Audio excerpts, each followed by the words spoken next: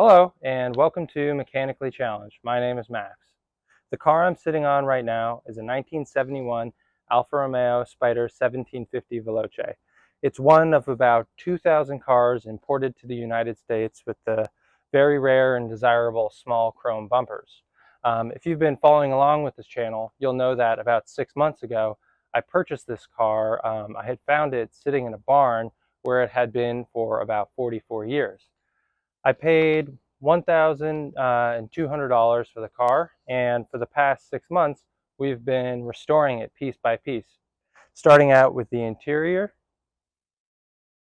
working our way to the engine with a full and complete total engine rebuild from the bottom up, and then a total and complete rust restoration process, working from the frame rails all the way outward. And then lastly, but not included in a video, I restored the whole braking system, which means all new rotors on all four corners, rebuilt calipers, and new brake lines throughout the entire car. So now the car is done. So now that it's working, we get to see how much did it all cost? Was this worth it? Because at the beginning of the project, my initial budget was $6,000 to get the car to this functional driving condition. So I have it all written down, how much I spent. Let's get right into it and see if this was a good idea. All right, so I have the expense list here. At the top of the list, the car cost $1,200. To get the interior presentable and working correctly cost $405.11, which actually turned out to be fairly reasonable. I was very lucky that I found most of the carpets and associated pieces for the interior actually in the car or in the trunk of the car when I bought it. So that brings us to the engine. The total cost of everything to get the engine running was $4,895.43. It's worth keeping in mind that I had to spend $500 of the engine budget to get the crankshaft ground down to undersize, and I had to get the head skimmed by a machine shop. Total for the engine includes things like a new water pump, a complete set of valves for the head, gasket set, a completely new radiator, all new water lines, many things. Too many to list in this video. So let's move on. So running gear. New brake lines cost $116. New rotors and pads on all four corners, $845.57. I bought new wheels because they were cheaper to buy new wheels rather than to get the old wheels refinished. The new wheels cost $500, very lucky on Craigslist. So the grand total for the running gear was $1,461.57.